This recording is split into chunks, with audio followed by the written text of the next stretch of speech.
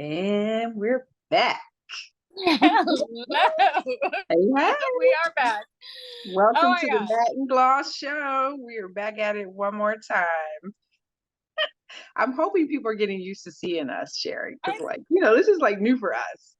it So, is new. It is. It is. You're right. It is new for mhm. us. Uh, we're trying to pay it back to the community in some form or fashion because we have built this crazy life. We really Mm, have. You have and I we have ever- built some crazy lives together, and mhm. separate and together. And we've grown. I feel like as I've grown so much as a woman, as a mom, as a wife, as a grandma, just trying to like really figure out who the fuck I am. And Exactly. this has helped a lot. Like you and I walking and talking through all of these hard topics, things that we're just Absolutely. going to hit every single day. And I appreciate that. Absolutely.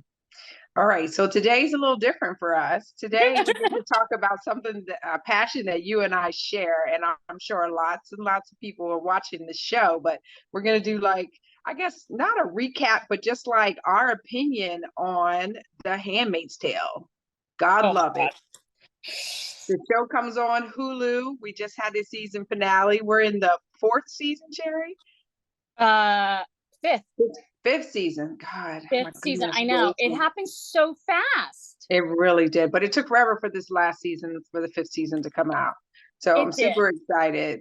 Um, Do you feel like the fifth season like um met your expectations? it did. It met my expectations. However, there are parts of the story that, like, for me, being in production and seeing, how filming happens, like, Mhm. I'm starting to realize things aren't because of a storytelling point of view, it's to keep the story going. So it's about the production aspect of it. So I have to get out of my head when I'm watching it and get out of the movie making business and stick to the story. But I feel like sometimes things are just done just to keep the story going, or Yeah. is this actually part of the story? So the next step for me, I think, is going to be to read the books, because I feel like that's going to be big. You haven't read the books? I have not. I What have not. So I'm glad I haven't, because a revelation. I wouldn't want it to spoil how much I'm enjoying the show. Because I feel like if you've read the book, you're like, oh my God, they don't go anywhere near to touching how accurate and all the details and stuff. So I want to read it after, and maybe it'll give me more information on the story. So I'm looking forward to that part. I this is a huge revelation. I thought you read the books. No, Um, I don't mean to shock you in your old age as a grandmama. I'm so I know. sorry. Girl. Um, giving me heart palpitations over here. No, but it's actually this is like so important because every time I read a book and then watch a movie, the book is always so much better to me. Of And course. lately, I'm finding that that's not exactly the case. And the Mm. reason I think that that's not exactly the case is I think you're going to find that a lot of things are, you can't include everything that's in the book in the show because, it's choosing what's going to make or break it. But the fact that Margaret Atwood herself is an executive producer for this show, Is what that makes it. is what makes it. Like, Absolutely. because it's like she knows what is going to translate to the show that is pivotal from the book. Like Mhm. you can have a gazillion tiny minutia of conversations that don't matter Mhm. anything, but you take Mhm. fucking Nick Blaine to Lawrence, and I'm just like, yes. Right, exactly. So I would have to say, out of this season, I feel the most vindication for June, as far as watching her experience Serena deal with and get a good dose of her own medicine. Like, that has brought me so much joy watching this season. And it's so I try, we try to remember it's just a show. However, I this, do feel like, right, we're on the borderline of having a society that believes that something like this could really work. Like that's the scary part. yeah, So yeah, it's been an eye opener for me, and I try to tell a lot of people about it, and people who've heard but they haven't sat down to watch it, and they think, oh, it's just going to be draining, and those shows that are show oppression of women, are they of just course. bring you down, and you got to be in the mood to watch it, and I'm like, Women's no, suffrage. no, you need to watch this for just general information of what, and pardon me because this is my opinion, what crazy people actually are out here thinking. And Right. then for me, I'm also I'm a little torn on this because we're putting it out there, giving crazy people ideas. Well, I mean, okay, so Mm, as someone who grew up in a religion that was so incredibly sheltering, so I grew up Mormon. I know mm, that I've discussed this before, right? mhm, So mhm, growing up Mormon and growing up in LDS, how what the only thing that separates an LDS from an FLDS, which is the fundamentalist Latter-day Saints, is the fact that the LDS boycotted, polygamy in 1860, mm. right? So, but Wow. FLDS, they've never abolished it, but they claim to be the same religion. So it's like I Mm, have a problem with religion and this whole religious faction and this view. And it's like you're missing the massive point of what your higher power, if we can just be all inclusion, your higher power was sending the message that they were sending. That's not what they were sending. They weren't sending a message that I needed to, like, I don't know, be abused by my husband. mm, I just can't go down like that. And if I were mm. June, if I were June Osborne, I'd be down in the fucking caves. They would send me down to the caves, to the Long valley, to time ago. whatever the fuck it is. Long time ago. They would be cutting out my tongue, my eye, my ear, so I could not Hmm. see, hear, speak.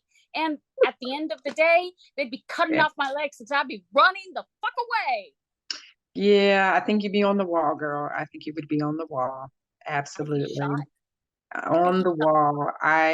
The show it took me a minute when it first came on. I had heard about it. It took me a minute to get into it because I'm like, what is this? And I'm definitely a sci-fi girl. And a lot of Mm-hmm. people are like, oh wow, you're sci-fi. I live for sci-fi. I grew up as a Trekkie back in the day, Me too. This right? is why we get along. This is why we get along Mhm. because a lot of people don't know that I'm a sci-fi freak myself. Exactly. And I think when it first came out, I was like, okay, I'm not sure what this is. So it took me a little bit to get into it. But listen, by I think episode 3 in the first season, I was like, oh, there are no words. There Mhm. literally are no words. However, it has kept me in grips ever since it came out, and waiting for the next season. That's the next thing. It's like, when is the next one coming? And this is the finale season, right? Coming next time. It's supposed to be the season. Right. So, out of this season, what has been your most shocking yet exhilarating moment? Mm. Hmm, hmm, hmm, hmm. Well, it kind of pairs with the end of last season, and that's when they decided to take Fred down, and she blew on that whistle, and Nick was standing there. And then tying into this season, first episode, watching her, and this is it's going to sound crazy, but watching her process in the diner with the other girls who helped take him down, and then commence to fucking eat, Eat eat. Like I was just like, I didn't like know whether to ravenous clap, animals. clap, or like these bitches need fucking help.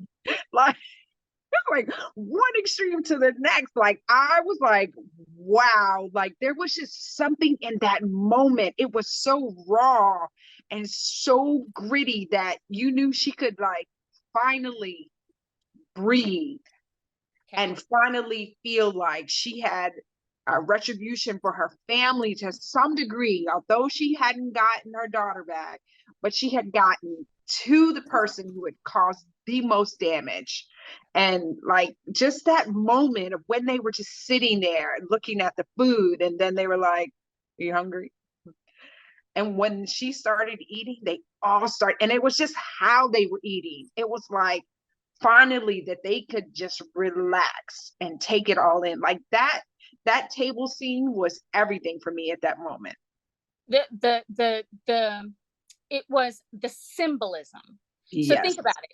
When you are a rabid animal, you Mm. kill your prey, you tear your prey apart. Mhm. That food was their version of digging into their prey. Yeah, they Yes. killed Fred. They killed Fred horribly, but they Yes. didn't ingest him. And No. that was pivotal. So that Yeah. is where the symbolism comes in. It's just like, you motherfucker, I'm gonna eat you alive. And that's what they did. That was a lot. That was a lot. Now, what about you?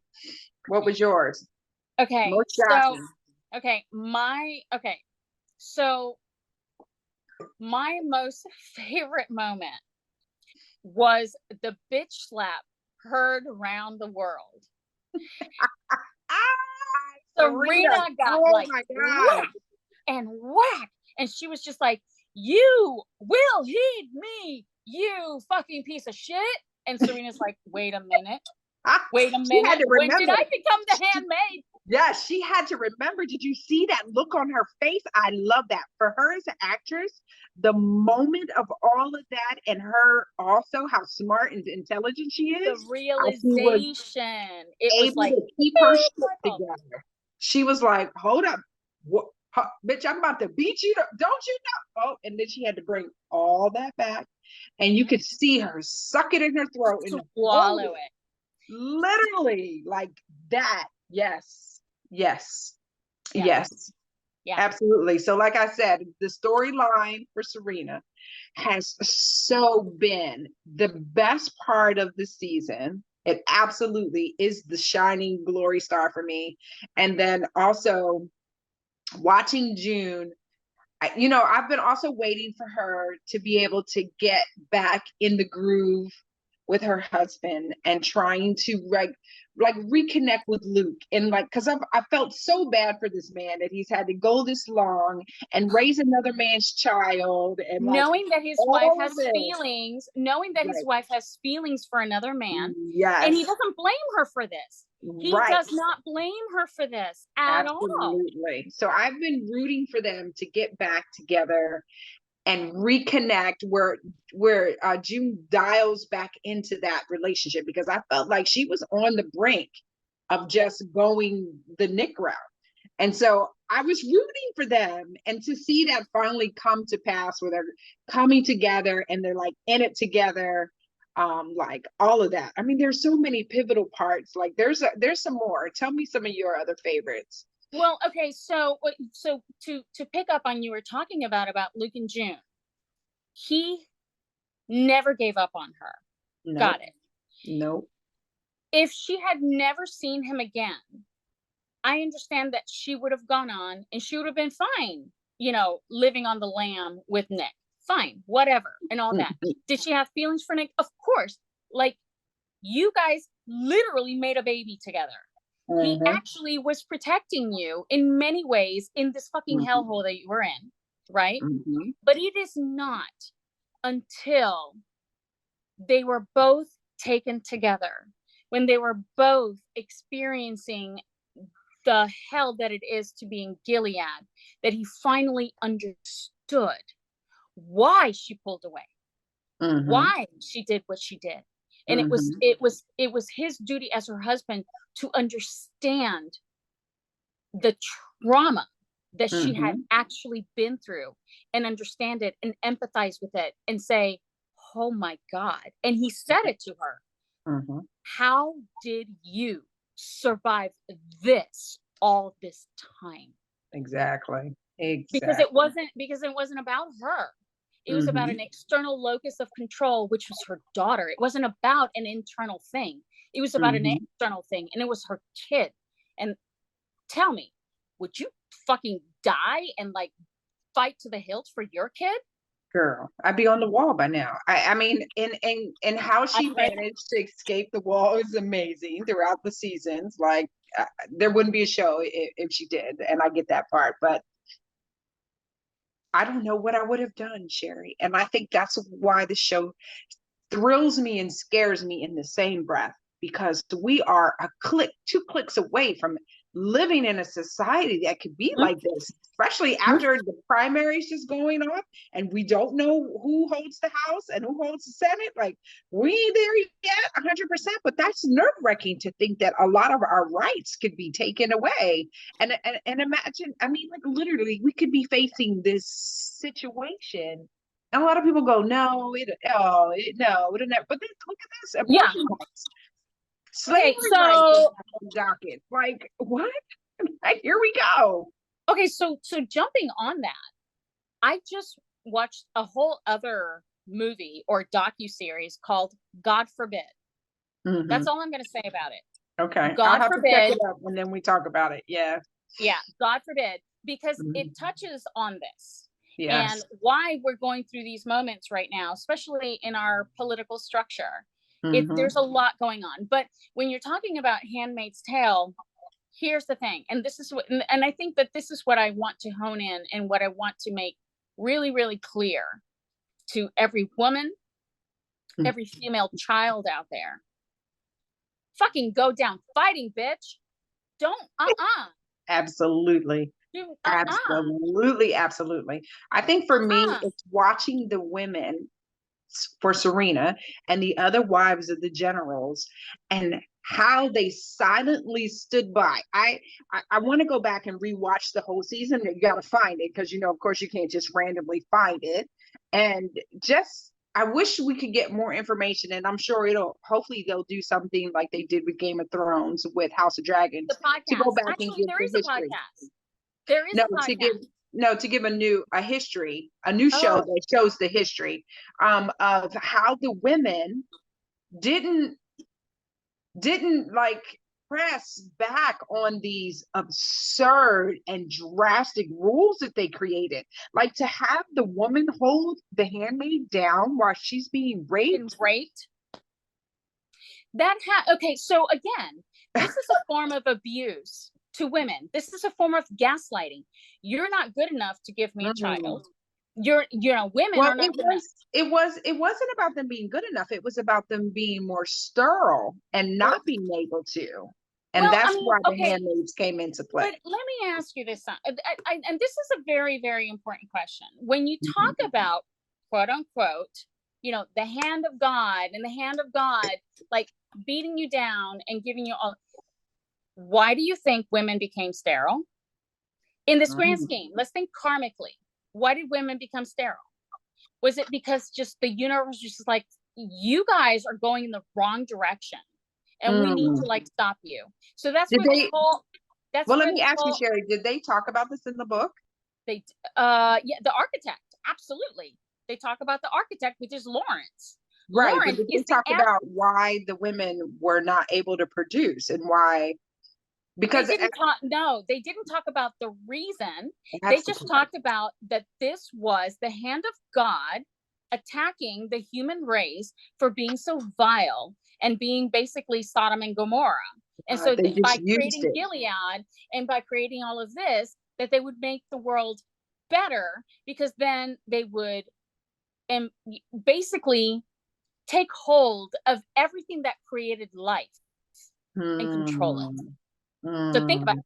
Take hold of everything that created life and control it. That's what this is all about. I'll tell you what, I gave life. You ain't controlling shit around here, buddy. And that's what I mean. I would love to see what the women and why, but this is not the story of our history of women not stepping up and allowing these absurd, crazy ass men who want to run the world, and you just stand idly behind and just back them. Like, that's the part that really burns me. Okay, so now I'm going to get into something a little bit different. So when you talk about, I can only talk about my history, the history of Puerto Rico. Taino Indians.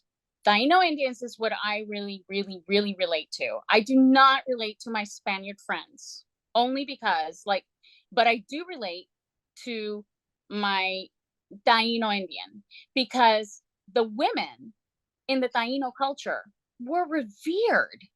Like, we weren't just a thing. We actually, like, the Taino Indians, the natives, they create unions. Like, their unions and their tribes matter. I get that, right? So when I think about my Spaniard friends, they were more than willing to rape all of our native women, but they weren't willing to claim what they created from that. Because, oh yeah, I forgot. I wasn't supposed to do that under the eyes of God. Right? So if I wasn't supposed to do that in the eyes of God, then I must not claim this that has been created under the eyes of God. So in order to protect my whatever it is that I'm trying to protect, I must not claim that I have done anything wrong. I have been faithful. I have been a servant of God. Where have you been a servant of God?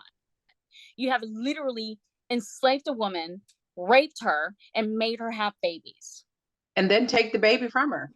And then take the baby from her another and give it to someone else. And make you wait on them like a maid, literally. Like a maid. And that's why you're a handmaid. The concept of it is beyond horrendous. It really is. It's horrible. It's like a train wreck. You can't stop. You can't look away. You can't stop watching it. Like you just can't.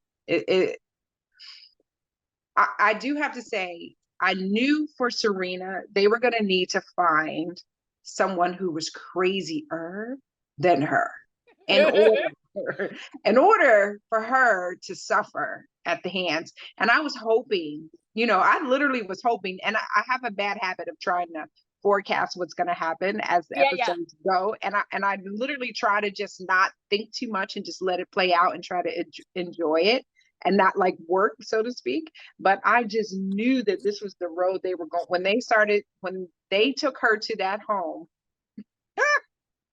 and the woman got down on her knees and put her hand on Serena's belly, I was like, and there she is. There she is. There is the woman that is going to make Serena feel like June and all that she had done to her. Okay, so what I find ironic is that the last names are also W. So she's walking into a household where the last name on everything is W, which is of course my last name. So whatever, I love it. Oh, Lord. but seriously, but everything was W. So you think you're like, oh, W, oh, we're okay, Whitford, whatever, Lawrence, Fred, it's all. And then she walks in, and that W ain't for you, bitch. It ain't. Okay, can we talk about the OBGYN who came to give her an exam and then asked her fucking out why she still had jelly on her belly? I said, are you fucking kidding me right now? How screwed I was just like, wow. And you could just see her I have to give it. I hope she wins some awards for this season, because she had to hold so much back and just be smart enough to know not to let them see how enraged and how she was not complying emotionally and mentally. She was not getting on board, and she was trying to hide it, and she was fighting it on inside. But she knew what the deal was. She knew they were trying to take her baby. She knew. Right. But she walked in there with very, very, very sound advice. Do you remember what that advice was? Absolutely. Yes. What was it? Remember June. And how crazy is that? June giving Serena advice about how to survive a situation that she created for her. I could not fucking believe that shit. Boom. Boom. I love it. It's like, oh, am I giving away a trade secret? No, this is not really a trade secret. A trade secret is something new. A trade secret is something unbelievable. This is not a trade secret. Women have been surviving for eons, for millennia. Women's survival. This is not new. We have fought and fought and fought and survived as women, procreators. We procreate. We procreate. Yes, absolutely. We do that. So let's talk about the birth. Let's talk about that whole her shooting her bodyguard protector / prisoner like, and then June thinking she's about to be shot, and then they drive off, and of course coincidentally Serena goes into labor, and now they're like driving and she's like running into shit, got the car caught in the ditch and all that. Like, the whole time I was like, I could totally see what's about to happen. Judy's gonna have to deliver this baby, although she was like, no, let me, and I was like, really? Come on. Really? You don't need any help? Oh my God, you don't need any help. But I what really gets me is June and her facial expressions. So when she was holding the baby, expressions are like, man, you cannot misread it. You cannot misread her facial expressions. The evil, it was almost like the angel and the devil sitting on her shoulder, talking her through what she needs to do while holding this brand new baby in her hand. And I was like, don't do it, June. Like, sitting on the end of my seat, don't fucking do anything. I actually started to feel bad. I felt like they humanized Serena a bit, and I actually really started to feel for her. And in that moment of watching these two women go through this, I actually started to root for the friendship, for the build, for what was happening, and watching June be woman enough and be a kind enough soul to not do what they did to her. And for her to say all of that, this is not Gilead, and I am not you, and I will not do this. Yeah. Blew me. That was the bomb in that episode for me. Yeah. But then Luke, when they get to the hospital, girl, he was like, gotcha. I felt so bad, but I couldn't help but applaud, but I also felt bad. I was so in that moment. I have to admit, when Luke did that, June was like, why did you do that? What did you do? And he was just like, why not? Like, he was just like, are you fucking kidding? This is what she did to our daughter, and how she punked him. Let's go back, because remember a couple of episodes back, she basically punked him and was like, oh, how come you never went back to get your daughter? You let your wife do it, but you never. I mean, she straight punked him. Right. But then June also said the same words to him. Yeah, she did. She did. So it's just like, so for him, he is just like, oh my God, like, these women have fought tooth and nail while we men have just escaped. Absolutely. Right? So it's like, so I just, look, my biggest takeaway from all of that was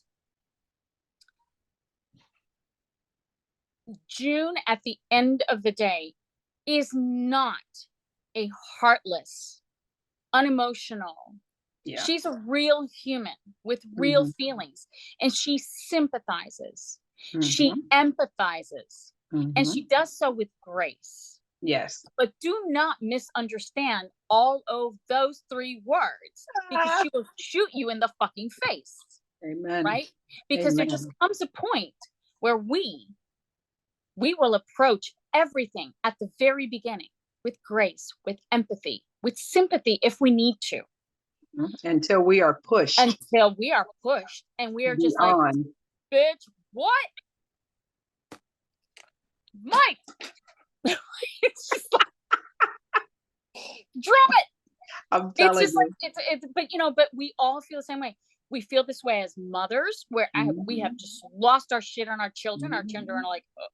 So my children actually called me scary mommy once. I'm like, better recognize. It's just, we all have this breaking point. And it's like, this show has taken me to a a whole world in my head where I'm just like, if this ever happens, and we live in the nation's capital, right? Mhm. We live in the DMV, baby. And it's just like, we are right next to Capitol Hill. Literally, I am Mhm. 5 miles from Close. Capitol Mhm. Hill, right? Mhm. Shit goes down. This bitch is going down fighting. Like, you ain't taking Absolutely. me. Now, granted, Absolutely. I'll be a Absolutely. Martha or something because I can't produce, but you're gonna have Right. to take me to the fucking villages and caves, and I'll just like, you know what? I So be it. can't. Take my tongue. Take my Oh tongue, so I don't have to God, hear myself girl. scream at you. All right. So where do you quickly, we only got a couple minutes left. Where do you Okay. foresee the next season going, real quick? Any predictions? Okay, so first of all, that end scene was kind of pivotal for me because I Mhm. feel like now everybody understands where everybody fucking stands, Mhm. right? When you have a child, when you have a child, you will do everything to fight for that child, for the life of that child, for the future of that child, for the quality of life of that child. Mhm. These two bitches are now seeing each other on an even playing field. Mhm. And I feel like Serena now is going to be the most amazing Joan advocate Yes. and supporter. June. And Yes. she's got Yes. all the inside details. She's Yes. got all the Exactly. intel. I think she's And all gonna of her, flip. she's I gonna, think she's well, she's gonna already flip. flipped. Mm-hmm. But Absolutely. 100%. now, how about this? And I'm just gonna lay this out. One of the main things, and I'm just gonna mention the word Janine. She's gonna lose her shit too. I Sorry. don't quite know what's gonna No, happen. but see, here's the thing. Janine's new position is not random. Mm-hmm. Lawrence knew what he was doing when he asked Lydia to do Mm-hmm. this. Mm-hmm. But then Janine was like, you know what? Mm-hmm. I'm done with this. Mm-hmm. And of course, they had no other choice but to do what they did. But at the same time, Janine being in that house was not random. That was legit planned because Lawrence, at the end of the day, is in love with June. Oh geez. Loves her. All right, we're gonna have to wrap up on that note. We might have to Loves do her. a part 2 on this one, Sherry. We We might have to can. come We back can. to it. But Oh real my God. quick, I did mention a product that we were Yes. talking about the other day, and I wanted to show. This is that Amazon pack. Yes. Yes, I love this pack. So you can see the lips and then your mascara ones and your eyeliners. Like this is the bomb. Amazon did the most. I need to do more research on who actually supplies it to Amazon, but get yours. It is a game changer It's a game for changer sure. and it fits in your kit really, really well. I agree with you Nice. wholeheartedly. I appreciate that. But I And can did I want just tell you also what I do is once I'm done with these, I put lashes in these. I cut my lashes up and I do a lash one. And the lashes fit in the perfect, so you don't have to cut all the way around the whole lash. You can just cut them down in strips and you can keep your lashes in. It's the perfect little space. I put the glue, really, I put other little things, my tweezers, they all fit in these slots. And I think that's what I like about it. that Yes. is a Yes, great yes. idea. Mhm. Yes, Oh my yes, God. yes, Thank you yes. so much for sharing that. Oh my God. Okay. Yes. So I know that the last show I did a wash of color of blue because we talked about the wash of color and the 80s and all this stuff and the fashions. So Mhm. I'm going to get up close because Deck of Scarlet, this is what I use to make this. So this is what's called, see, I can't do it, but I'm going to do it. Definitely. It's a cut crease. Mhm. So a cut Mhm. crease is different than a smoky eye. So Yes. cut crease is like you create an actual cut crease and it's just that crease. And then Mhm. you can put any other color in here on the lid. You can put any color, but you have to have that C. So if you're like, think of the Cincinnati Reds. For those who love baseball, Oh, are it's you that crazy? C, right?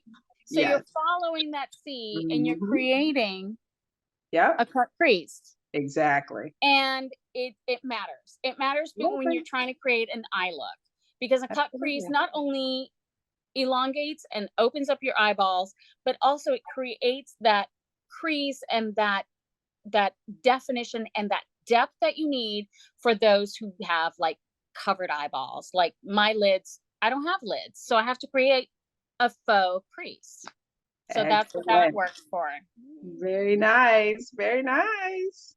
All right, everyone. Thanks for tuning in. This is Matt Gloss. I'm Matt, and this is Gloss over here, I'm Grandma Gloss. I And love this is that. my margarita made by Applesauce. by my manservant Claude.